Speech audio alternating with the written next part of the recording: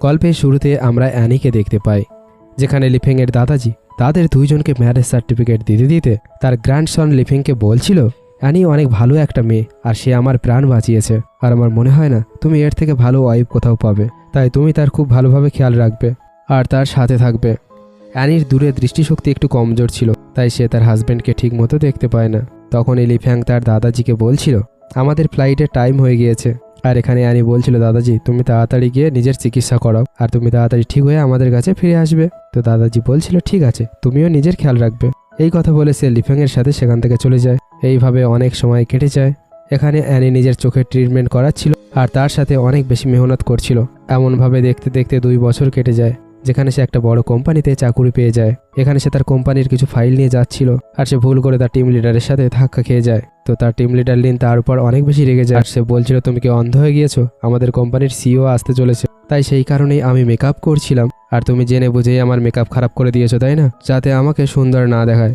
এই কথা শুনে অ্যানি বলছিল, বিষয়টা সেরকম নয়, আমি এই সমস্ত ফাইল নিয়ে ম্যানেজার ইউকে দিতে যাচ্ছিলাম আর ভুল করে আপনার সাথে ধাক্কা খেয়ে গিয়েছি। তো লিন বলছিল, ওইসব কিছু ছাড়ো, গিয়ে আমাদের সিওর ওয়েলকাম করো। এরপরে সে তার সাথে বাইরে চলে যায়। বাইরে গিয়ে সে ম্যানেজারকে সেই ফাইলগুলো দিতে থাকে। এই বিষয়ে দেখে ম্যানেজার তাকে বলছিল, মনে হয় দিন দিন তোমার মাথা মোটা হয়ে যাচ্ছে, তুমি কি দেখতে পাচ্ছ না বস আসতে চলেছে? তুমি এই ফাইলগুলোকে সাইডে কোথাও রেখে দাও। তখনই সেখানে লিংফ্যানের এন্ট্রি হয়। তাকে দেখে তো অ্যানি একদমও চিনতে পারে না, কারণ সে সেই সময় লিফ্যাংকে দেখতে পায়নি। আর যে অবস্থায় লিফ্যাং তাকে দেখেছিল, তো সেও তাকে চিনতে পারছিল না। কিন্তু সে অ্যানিকে খুব ভালোভাবে দেখছিল আর তার কাছে গিয়ে তাকে জিজ্ঞাসা করছিল, আমাদের কি আগে কখনো দেখা হয়েছে? তো অ্যানি বলছিল, এমনটা কখনোই হয়নি, আগে আমাদের কিভাবে দেখা হতে পারে? এই কথা শুনে লিফ্যাং বলে, মাফ করে দিও। এতটা বলেই সে সেখান থেকে ভেতরে চলে যায়। এইসব কিছু দেখার পরে লিন ভাবতে থাকে, বস তো আমার দিকে একবারও ঘুরে দেখেনি, কিন্তু সে অ্যানির কাছে চলে গেছে। এই কারণে জলসে সে অ্যানিকে বলছিল, তোমার সাহস কি করে হলো সামনে এসে দাঁড়িয়ে থাকার? এমনিতেও তো তোমাকে কুমড়ো পটাশ দেখতে, আর নিজেকে কি বিশ্ব সুন্দরী মনে করছো? একটা কথা মনে রেখো, তুমি এই কোম্পানির সবথেকে নিচু স্তরের কর্মচারী, তাই বসের সামনে পেছনে ঘুরঘুর করার চেষ্টা করবে না। তো অ্যানি বলছিল, তুমি চিন্তা করো না, আমার মনে সেরকম কোনো কিছু নেই। তো লিন বলছিল, তুমি সেই সবের যোগ্যও না, তুমি একটা ছোটোখাটো ইউনিভার্সিটি থেকে গ্র্যাজুয়েশন করেছো আর সেই সার্টিফিকেটের কোনো ভ্যালু নেই। আর আমি তো এটাই বুঝতে পারছি না তোমাকে এখানে জব কে দিয়েছে। এইসব বলে সে সেখান থেকে চলে যায়। এই কথাগুলো শুনে অ্যানির তো অনেক বেশি খারাপ লাগছিল আর সে ভাবছিল, দুনিয়ার যে যাই বলুক না কেন, আমাকে নিজের কাজ করতে হবে। এরপরে লিফ্যাং ম্যানেজারকে জিজ্ঞাসা করছিল, ওই মেয়েটা কে ছিল? তো ম্যানেজার বলছিল, ওই মেয়েটার নামে অ্যানি। অ্যানি নাম শুনে তো সে পুরো শক হয়ে যায় আর তার সেই কুৎসিত ওয়াইফের কথা মনে পড়ে যায়। তো ম্যানেজার তাকে জিজ্ঞাসা করছিল, আপনি তার সম্পর্কে কেন জিজ্ঞাসা করছেন? আমি জানি সে অনেক বেশি সুন্দর দেখতে, কিন্তু তার তো অনেক কটা ছেলের সাথে চক্কর চলছে আর তার তো একবার বিয়েও হয়ে গিয়েছে, কিন্তু তার হাজব্যান্ড তাকে ছেড়ে পালিয়ে গেছে আর তার কোনো খোঁজ খবর নেই। এইসব কথা শুনে লিফ্যাং বলছিল, মনে হয় তোমার কাছে অনেক বেশি সময় আছে, তাই তো এখানে দাঁড়িয়ে দাঁড়িয়ে তুমি আমাকে এইসব ফালতু কথা শোনাচ্ছ। এই কথা শুনে ম্যানেজার তার কাছে ক্ষমা চাইতে থাকে। তখনই সেখানে লিন কিছু ইম্পর্টেন্ট ফাইল নিয়ে আসে আর লিফ্যাংকে দিয়ে দেয়। সব ফাইল দেখার পরে লিফ্যাং তাকে জিজ্ঞাসা করে, তুমি কি এত ভালোভাবে এই ফাইলগুলো অর্গানাইজ করেছো? তো লিন বলছিল, হ্যাঁ আমি সব কিছু করেছি। এই কথা শুনে ম্যানেজার তাকে বলছিল, বস এটা আমার ভাইজি, এ যেমন সুন্দর তেমন কাজের দিকেও অভিজ্ঞ। তখনই লিন তার কাছে গিয়ে তাকে টাচ করতে থাকে। তখনই লিফ্যাং সেই কাগজগুলোয় অ্যানির সিগনেচার দেখতে পায় আর তাকে জিজ্ঞাসা করে, তুমি যে বলেছিলে তুমি সবকিছু অ্যারেঞ্জ করেছো, তবে এখানে অ্যানির সিগনেচার কেন আছে? এতটাই বলে সে অ্যানিকে সেখানে ডাকতে বলে। অ্যানি এই কথা শুনে দৌড়াতে দৌড়াতে ভেতরে আসে। লিফ্যাং তাকে জিজ্ঞাসা করে, তুমি কি এই ফাইলগুলো অ্যারেঞ্জ করেছো? তো অ্যানি বলে, হ্যাঁ আমিই করেছিলাম। তো লিফ্যাং বলে, ঠিক আছে, আজ থেকে তুমি আমার অ্যাসিস্ট্যান্ট থাকবে। এই কথা শুনে তো অ্যানি পুরো শক হয়ে যায়। তখন সে বলছিল, আমি তো এখানে জয়েন করেছি, আমার বেশি দিন হয়নি, না আমার কাছে বেশি কাজের অভিজ্ঞতা আছে, না আমার কাছে কোনো উচ্চ লেভেলের ডিগ্রি আছে। তো লিংফ্যান বলছিল, তোমার কাছে যদিও ডিগ্রি আর এক্সপিরিয়েন্স নেই, তবুও তোমার কাজের স্কিল অনেক বেশি ভালো, আমার মনে হয় তুমি এটা করতে পারবে। এই কথা শুনে অ্যানি তাকে ধন্যবাদ জানায় আর সে বলছিল, আমি খুব চেষ্টা করব কাজগুলো ভালোভাবে করার। এই কথা বলে সে সেখান থেকে চলে যায়। তখনই লিফ্যাংয়ের কাছে দাদাজির কল আসে আর তাকে বলছিল, তুমি যখন চীনে ফিরে গিয়েছো, তাড়াতাড়ি নিজের ওয়াইফের সাথে দেখা করে সমস্ত বিষয় ক্লিয়ার করো। আমি তোমাদের দুইজনের দেখা করার বিষয়টা ঠিক করে দিয়েছি, আমি তোমাকে সেখানকার অ্যাড্রেস পাঠিয়ে দিচ্ছি। তো লিফ্যাং বলছিল, ঠিক আছে দাদাজি, আমি তার সাথে দেখা করার জন্য রাজি আছি। ওদিকে অ্যানি বসে বসে ভাবছিল, 2 বছর হয়ে গিয়েছে আমার বিয়ে হয়ে, এখনো পর্যন্ত আমি আমার হাজব্যান্ডকে দেখিনি। তখনই তার কাছেও দাদাজির কল আসে। তা দেখার পরে সে অনেক বেশি খুশি হয়ে যায়। সে জিজ্ঞাসা করছিল, আপনি কেমন আছেন? তো দাদাজি বলছিল, আমি এখনো পর্যন্ত বিদেশে আছি, কিন্তু আমি আমার গ্র্যান্ডসনকে চীনে পাঠিয়ে দিয়েছি আর আজকে সন্ধ্যেবেলা তোমাদের দুইজনের জন্য আমি টেবিল বুক করে দিয়েছি, তো গিয়ে তুমি তার সাথে দেখা করে নিও। এই কথা শুনে তো অ্যানির খুশির কোনো ঠিকানা থাকে না। তখনই সেখানে লিন আসে আর অ্যানিকে বলছিল, তোমার কি মনে হয় সিওর অ্যাসিস্ট্যান্ট হওয়া এতটাই সহজ? এখানে অফিসের কিছু ইম্পর্টেন্ট কাজ আছে, যেগুলো জলদি জলদি কমপ্লিট করে আমাকে দিয়ে দিও। কিন্তু অ্যানি বলছিল, আজকের আমার খুব গুরুত্বপূর্ণ একটা কাজ আছে। তো লিন বলছিল, মনে হয় তুমি আজকের বসকে আগেই দিতে চাইছো, আর তুমি যদি বসকে না রাগাতে চাও তবে কাজটা তাড়াতাড়ি করে দিও। এই কথা বলে সে সেখান থেকে চলে যায়। তো অ্যানি ভাবছিল প্রথমে আমাকে কাজের প্রতি ফোকাস করতে হবে, এরপর সে নিজের কাজটা খুব ভালোভাবে কমপ্লিট করে দেয়। তখনই তার কাছে তার বন্ধু জিয়ার কল আসে। আমি তোমার জন্য একটা সুন্দর ছেলের সাথে ডেট অ্যারেঞ্জ করেছি। এই কথা শুনে অ্যানি বলছিল আমি তো ভুলেই গিয়েছি, আজকের আমাকে কারো একটা সাথে দেখা করতে যেতে হবে। এই কথা শুনে জিয়া তাকে বলছিল তবে কি তোমার বদমাস হাজব্যান্ড ফিরে এসেছে? তো এই কথা শুনে অ্যানি বলছিল হ্যাঁ সে ফিরে এসেছে। এরপরে অ্যানি দাদাজির বলা সেই টেবিলটায় বসে তার জন্য অপেক্ষা করছিল, যেখানে তার সাথে জিয়াও ছিল। যেখানে অ্যানি তাকে বলছিল দেখো না সারাদিন কাজ করে আমার ফেস কেমন একটা হয়ে গিয়েছে, আমি এটাকে ঠিক করে আসছি। এতটা বলে সে সেখান থেকে চলে যায়। তখনই সেখানে লিফ্যাং বুকে নিয়ে আসে আর সেই টেবিলে জিয়াকে দেখতে থাকে। আর সেখানে একটা ওয়েটার আসে আর জিয়া তার সাথে ফ্লার্ট করতে শুরু করে। এমন দৃশ্য দেখে লিফ্যাংয়ের তো মাথা গরম হয়ে যায় আর সে বুকেটা ফেলে দিয়ে সেখান থেকে যেতে থাকে। তো জিয়া তাকে থামিয়ে তাকে বলছিল তোমায় তো অনেক বেশি হ্যান্ডসাম লাগছে, তোমার নাম কি? তো লিফ্যাং তাকে বলছিল তোমার ওয়েট তো আগের থেকে অনেক বেশি কম হয়ে গিয়েছে। তো জিয়া তাকে বলছিল তবে কি আমাদের আগে কখনো দেখা হয়েছে? তবে কি তুমি আমার এক্স বয়ফ্রেন্ডদের মধ্যে কেউ? এত সুন্দর বয়ফ্রেন্ড তো আমার কখনোই ছিল না। এই কথা শুনে লিফ্যাং বলছিল তোমার কত অ্যাফেয়ার চলছে না জানি, ঠিক না তুমি আমাকে দেখে কনফিউজ হয়ে গিয়েছো। জিয়া বলছিল মনে হয় তুমি প্লাস্টিক সার্জারি করিয়েছো, তাই তো আমি তোমাকে চিনতে পারছি না। তার কথা শুনে তো লিফ্যাংয়ের রাগের কোনো ঠিকানাই থাকে না, সে তো খুব রেগে সেখান থেকে চলে যায়। আর জিয়া বলছিল এই সুন্দর ছেলেদের একটু বেশি অ্যাটিটিউড থাকে। তখনই সেখানে অ্যানি চলে আসে আর তাকে জিজ্ঞাসা করছিল সে কি এখনো পর্যন্ত আসেনি। এই কথা শুনে জিয়া তাকে বলছিল আসলে সে কেমন লোক, 2 বছর ধরে তোমাকে ছেড়ে দিয়ে কোথায় আছে আর আজ পর্যন্ত সে গায়েব। তোমার কি এইসব বিষয়ে একটুও খারাপ লাগে না? একবার যদি আমি তাকে দেখতে পাই তার কাছ থেকে এইসব বিষয়ের আমি হিসাব নেব। এই কথা শুনে অ্যানি বলছিল সে হয়তো কোনো কাজে ব্যস্ত হয়ে গিয়েছে। জিয়া বলছিল তুমি চুপ করে থাকো, বেশি তার সাপোর্ট করার কোনো প্রয়োজন নেই। তো অ্যানি বলছিল 2 বছর আগে আমি তার যোগ্য ছিলাম না, আমি অনেক বেশি মোটা আর আগলে ছিলাম, আমি নিজেকেও আয়নায় দেখতে পারতাম না। তবুও সে আমাকে বিয়ে করেছিল কোনো প্রশ্ন না করে, না হলে কেউ আমার মতো মেয়েকে কেন বিয়ে করবে? আর আমার এমন মনে হয় সে অনেক বেশি হ্যান্ডসাম আর মন থেকে অনেক বেশি ভালো মানুষ হবে। এই কথা শুনে জিয়া বলছিল নিজেকে কুৎসিত বলা বন্ধ করো, আর এমনিতেও সে সুন্দর কিনা তুমি তো তাকে দেখোনি। অ্যানি বলছিল আমার কোনো যায় আসে না, সে যেমনই হোক না কেন। তখনই জিয়ার কাছে একটা কল আসে আর সে সেখান থেকে চলে যায়। আর অ্যানি তার হাজব্যান্ডের জন্য অপেক্ষা করতে করতে অনেক বেশি ড্রিঙ্ক করে নেয় আর বলে মনে হয় সত্যি সত্যি সে আমাকে পছন্দ করে না। তখনই সেখানে লিফ্যাং চলে আসে, সে তো এত বেশি ড্রিঙ্ক করে নিয়েছিল সে কিছুই দেখতে পাচ্ছিল না। আর সে লিফ্যাংয়ের কাছে গিয়ে তাকে কিস করতে থাকে তার হাজব্যান্ড মনে করে। তো লিফ্যাং তাকে নিজের থেকে দূরে করে বলে তুমি এসব কি করলে? তো অ্যানি কান্না করতে করতে তাকে বলতে থাকে তুমি আমাকে অনেক বেশি অপেক্ষা করিয়েছো, তুমি কি জানো তুমি যাওয়ার পরে দুনিয়ার সব লোক আমাকে কত কথা শুনিয়েছে, সব কথা শুনে শুনেই আমি বেঁচেছিলাম। সব কথা শুনে লিফ্যাং বলে মনে হয় অনেক বেশি ড্রিঙ্ক করে নিয়েছে, তাই তো সে আমাকে অন্য কেউ ভেবে নিয়েছে। এই কথা বলে সে তাকে নিজের ঘরে নিয়ে যায়। পরের দিন সকালে অ্যানির যখন চোখ খোলে সে ভাবতে থাকে আমি কোথায় আছি, আমি তো কালকের হোটেলে ছিলাম, তবে এটা কোন জায়গা? এরপরে সে যখন বাইরে বেরোয় তো লিফ্যাং তাকে বলছিল আমি তোমার জন্য স্যুপ বানিয়েছি, খেয়ে নাও, তোমার হ্যাংওভার ঠিক হয়ে যাবে। এই কথা শুনে অ্যানি তো একভাবে তার দিকে তাকিয়েছে আর বলছিল আমি কি জানতে পারি আপনি কে? এই কথা শুনে লিফ্যাং তাকে বলছিল তুমি কি মজাক করছো নাকি তুমি আমার সাথে নাটক করছো? এই কথা শোনার পরে অ্যানির কালকের রাতের ঘটনাগুলো মনে পড়ে, কিভাবে সে লিফ্যাংকে কত বেশি বিরক্ত করেছিল। এইসব কথা মনে পড়ে সে অনেক বেশি লজ্জা পাচ্ছিল আর তার কাছে ক্ষমা চাইছিল আমি অনেক বেশি কালকে ড্রিঙ্ক করে নিয়েছিলাম, প্লিজ আমাকে মাফ করে দিও, আমি এইসব কিছু করতে চাইছিলাম না। তো লিফ্যাং বলছিল এক তো তুমি আগের দিন রাত্রে আমাকে কিস করে নিয়েছো আর এখন তুমি এখানে দাঁড়িয়ে দাঁড়িয়ে আমাকে সাফাই দিচ্ছ। পরের বার থেকে নিজের ফিলিংসের উপর কন্ট্রোল রাখবে, কারণ আমি বিবাহিত। তো অ্যানি তাকে বলছিল আপনি ভুল বুঝেছেন, আমার চোখের প্রবলেমের কারণে আমি দূরের জিনিস দেখতে পাইনি আর আমি কালকে নেশার ঘরে ছিলাম, সেই কারণে আমি আপনাকে চিনতে পারিনি, আমি অন গার্ড বলছি আমার এমন কোনো ইরাদা ছিল না। তো লিফ্যাং বলছিল ঠিক আছে চুপচাপ এই স্যুপটাকে খেয়ে নাও। এই কথা শুনে অ্যানি বসে পড়ে। তখনই তার কাছে দাদাজির মেসেজ আসে, যেখানে দাদাজি তাকে জিজ্ঞাসা করছিল তোমাদের ডেট কেমন ছিল। তো অ্যানি তাকে বলছিল সে তো সেখানে আসেনি। এই কথা শুনে দাদাজি বলছিল দাঁড়াও আমি ওই নালায়ককে উচিত শিক্ষা দিচ্ছি। এরপরে সে লিফ্যাংকে মেসেজ করে নালায়ক তোমার এতটা সাহস কি করে হলো আমাদের ঘরের বউকে ধোকা দেওয়ার, তুমি যদি তাকে ডিভোর্স করার জন্য ধমকাও তবে আমি তোমাকে আমাদের পুরনো ঘরে নিয়ে যাবো আর সমস্ত পূর্বপুরুষদের সামনে বসিয়ে তোমাকে এমন শাস্তি দেবো যে কিনা তুমি সারা জীবন মনে রাখবে। এই কথা শুনে তো লিফ্যাং অনেক বেশি ভয় পেয়ে যায় আর সে তাড়াতাড়ি বাইরে গিয়ে তার দাদাজিকে কল করে বলে দাদাজি সেই মেয়েটা এখন আর সেই আগের মতো সাদাসিধে নেই, আমি তাকে কালকে রাতে অন্য একটা ছেলের সাথে দেখেছি।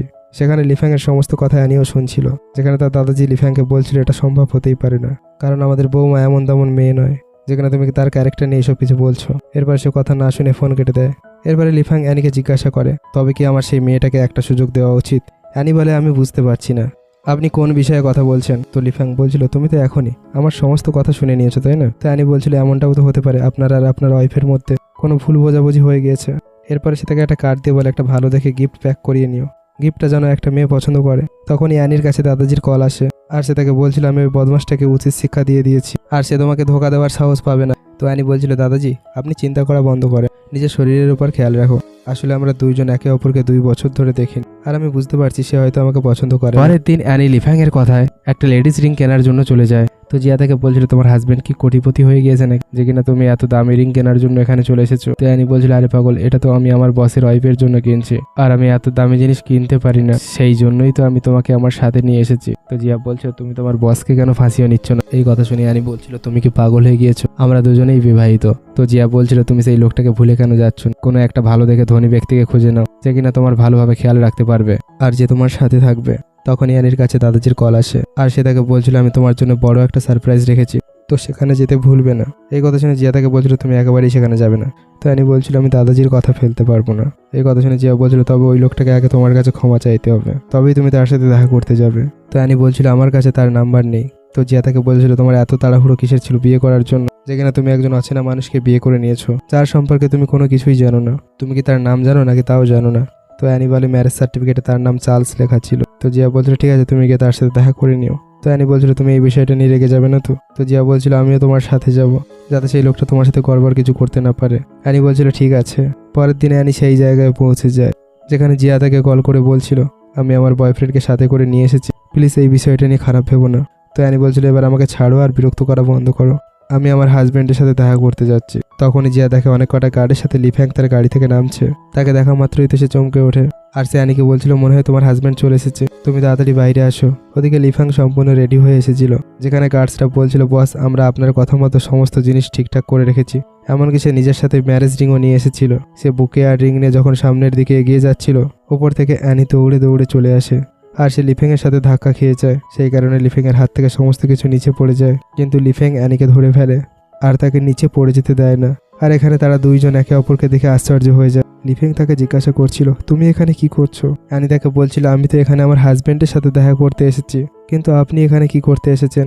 তো লিফ্যাং তাকে বলছিল, আমারও সেম কাহিনী। তখনই সেখানে গার্ড চলে আসে, আর লিফ্যাংকে বলছিল, বস আপনি ভেতরে যান, আমি ম্যাডামের জন্য এখানে অপেক্ষা করছি। এরপরে তারা দুইজন ভেতরে চলে যায়, যেখানে ভেতরে যাওয়ার পরে অ্যানি ওদিক ওদিক দেখতে থাকে আর তার হাজব্যান্ডকে খুঁজতে থাকে। তখনই তার নজর একটা লোকের উপর পড়ে, যার হাতে রেড কালারের তিল ছিল, যেমনটা সে প্রথমবার লিফ্যাং এর হাতে দেখেছিল। আর সে লিফ্যাংকে বলছিল, ওই যে আমার হাজব্যান্ড। তাকে দেখে লিফ্যাং ভাবছিল, এই লোকটা চক্করে পড়ে সে অনেক বেশি ড্রিঙ্ক করে নিয়েছিল, আর এই লোকটা সেখান থেকে গায়েব ছিল। তাকে দেখার পরে সে অ্যানিকে বলছিল, ওই লোকটাকে কিছু অদ্ভুত মনে হচ্ছে। অ্যানি তার হাজব্যান্ডের সাথে দেখা করার জন্য এত বেশি এক্সাইটেড ছিল, সে তো সঙ্গে সঙ্গে সেই লোকটার কাছে চলে যায়, আর তার কাছে গিয়ে বলে, আমি বুঝতে পারিনি আপনি এতটা বদলে যাবেন। এই কথা শুনে সেই লোকটা বলে, তুমি কি ফালতু কথা বলছো? আমি তোমার থেকে বয়সে কতটা ছোট, তোমাকে তো দেখে আন্টি মনে হচ্ছে, আমি তো শুধুমাত্র 35 বছরের। এই কথা শুনে অ্যানি তো পুরো অবাক হয়ে যায়, আর সে বলে, আমি তো 35 বছরের না, আমার বয়স তো অনেক কম। তো লোকটা বলে, দেখো আমি তোমার সাথে ডেটিং সাইটে কথা বলেছিলাম, সেই কারণে আমি নিজেকে 10 বছর ছোট বলেছিলাম, আমি তোমার থেকে বড়, তাতে কি হয়েছে? এখানে অ্যানি বুঝতে পেরেছিল সে ভুল লোকের কাছে পৌঁছে গিয়েছে, তাই তো সে সরি বলে সেখান থেকে চলে যাচ্ছিল। তত সময় সেখানে তার গার্লফ্রেন্ড চলে আসে, যার সাথে সে ডেটিং সাইটে কথা বলতো।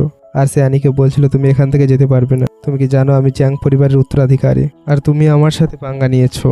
এই কথা শুনে অ্যানি সেই লোকটাকে বলছিল, প্লিজ তোমার গার্লফ্রেন্ডকে বলো আমি ভুল করে এখানে চলে এসেছিলাম। কিন্তু সেই লোকটা উল্টো অ্যানির উপরেই দোষ দিতে থাকে। সে বলছিল, আমি এত সুন্দর যে তুমি আমাকে দেখার জন্য জেনে বুঝে এখানে চলে এসেছিলে। এই কথা শুনে অ্যানি বলছিল, তুমি পাগল হয়ে গিয়েছো নাকি? তুমি এই বিষয়টা ভালো করেই জানো আমি এখানে ভুল করে চলে এসেছি, তবে তুমি এমন উল্টোপাল্টা কথা কেন বলছো?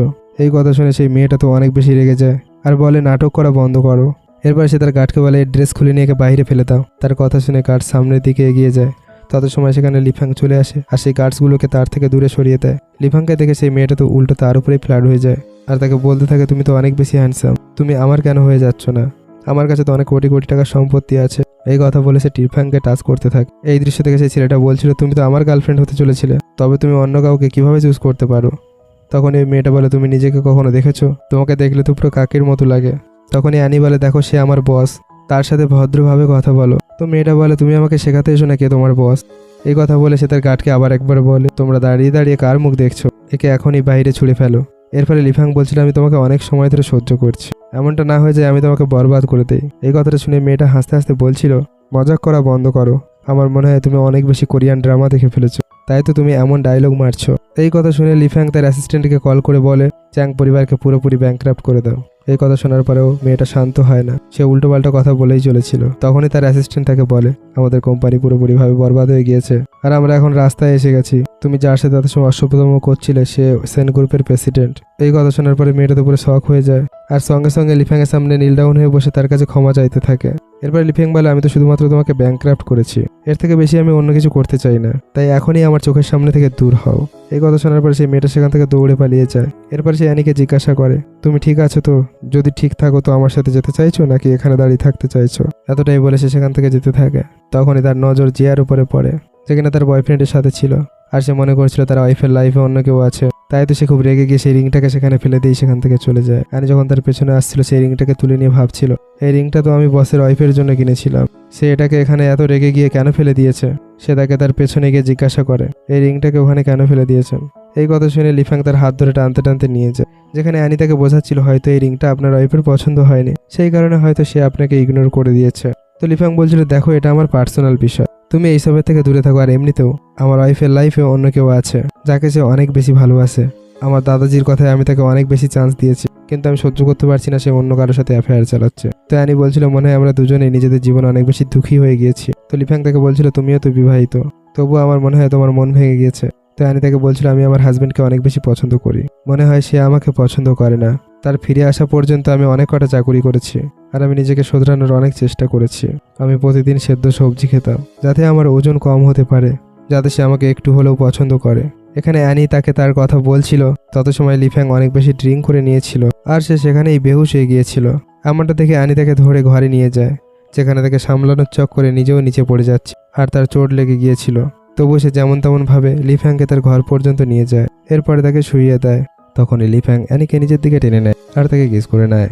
এইবার অ্যানি তাকে নিজের থেকে দূরে সরিয়ে দেয় আর সে ভাবছিল বস অনেক বেশি ড্রিঙ্ক করে নিয়েছে, আমার তার নেশা কম করানোর জন্য কিছু করতে হবে। এমনটা ভেবেই সে সেখান থেকে চলে যাচ্ছিল। এরপরে সে যখন আবার ঘুরে আসে, লিফ্যাং তাকে হাক করে ধরে আর তাকে বলছিল, প্লিজ আমাকে ছেড়ে কোথাও যেও না। অ্যানি ভাবছিল বস তো নেশার ঘরে বাচ্চাদের মতো ব্যবহার করছে, আর সে তাকে বোঝাচ্ছিল, আমি তোমাকে ছেড়ে কোথাও যাবো না, তবে প্লিজ আমাকে তোমার মুখটা মুছতে দাও, নাহলে তোমার নেশা কাটবে না।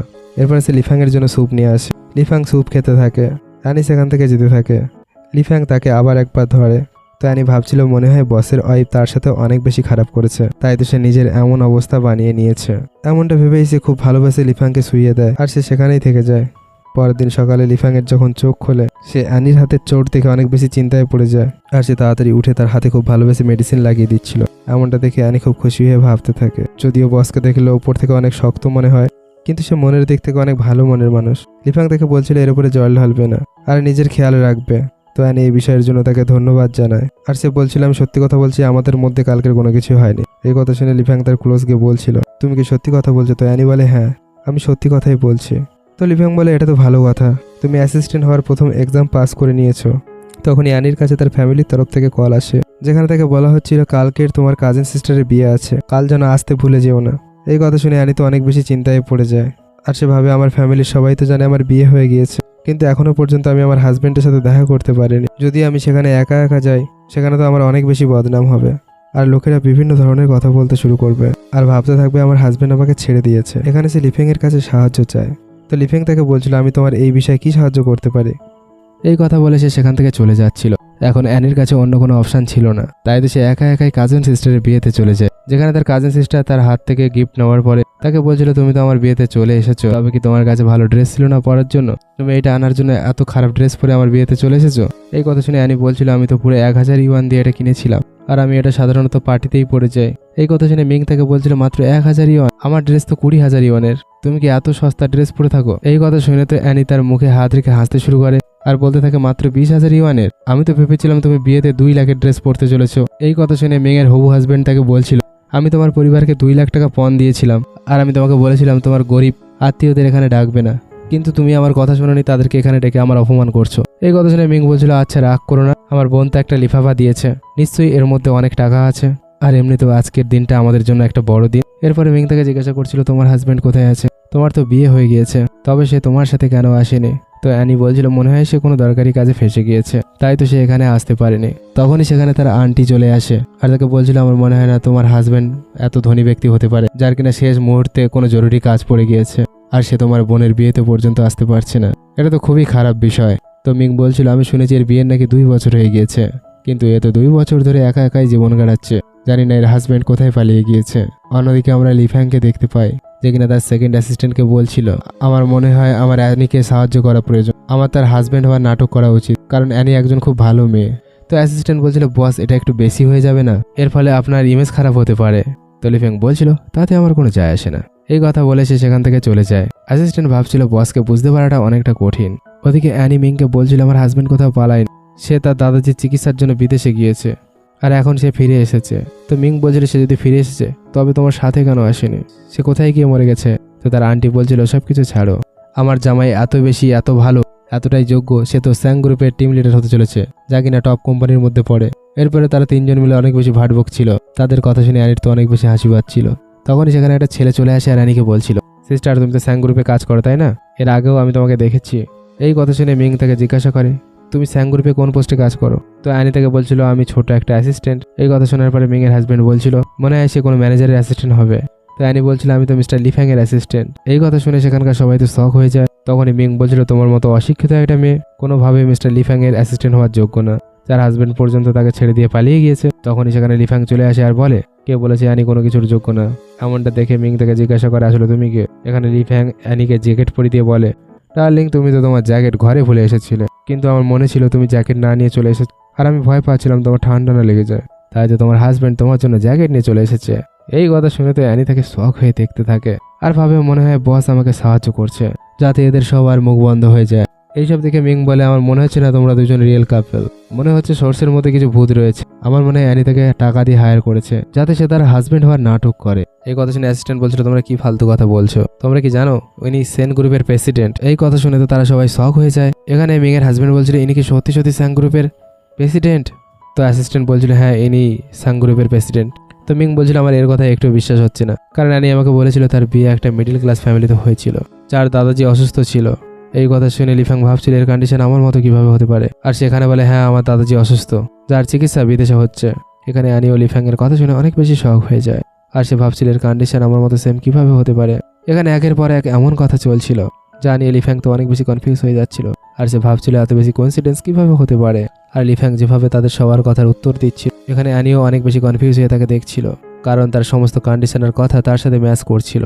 এসব জেনে অ্যানির আন্টি তার সাথে অনেক ভালোবেসে কথা বলছিল আর তাকে বলছিল, তুমি আমাকে আগে কেন বলনি? তুমি এত ধনী একজনকে বিয়ে করেছো, তাড়াতাড়ি ভেতরে গিয়ে আমাদের সাথে ডিনার করো। তখনই মিং বলে, যতটা আমার মনে আছে অ্যানির হাজবেন্ডের নাম চার্লস, কিন্তু তোমার নাম তো লিফ্যাং।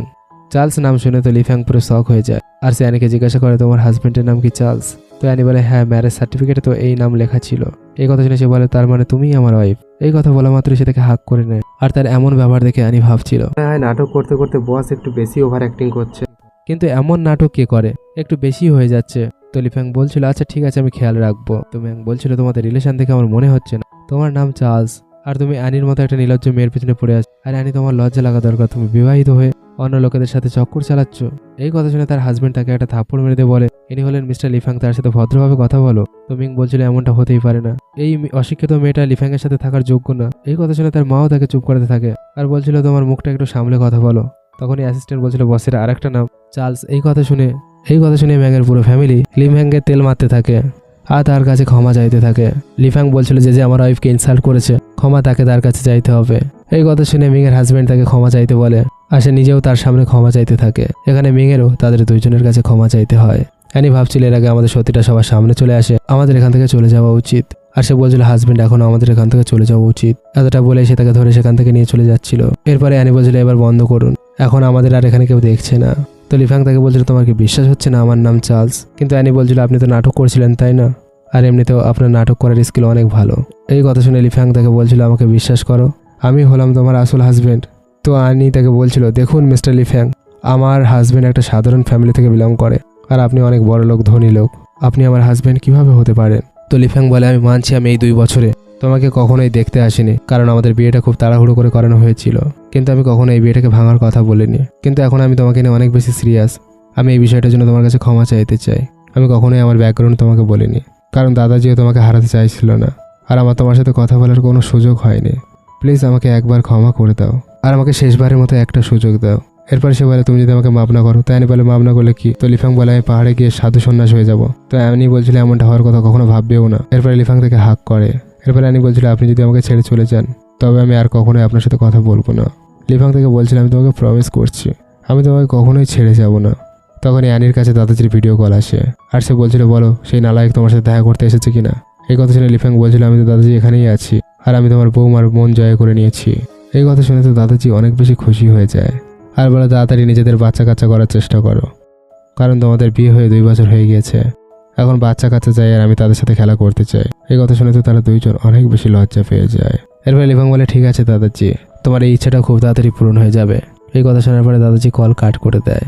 এরপরে লিফাং তো আর নিজেকে আটকে রাখতে পারে না আর সে অ্যানিকে খুব ভালোবেসে কিস করতে থাকে। এরপর সে তাকে বলে ঘরে গিয়ে চলো দাদাজির দেওয়া মিশনটা আমরা পূরণ করি। এতটাই বলে সে তাকে কোলে তুলে নিজের সাথে নিয়ে যাচ্ছিল। আর এর সাথেই এই ড্রামার এখানে হ্যাপি এন্ডিং হয়ে যায়। ভিডিও ভালো লাগলে লাইক কমেন্ট শেয়ার করতে ভুলো না। Thanks for watching, love you guys.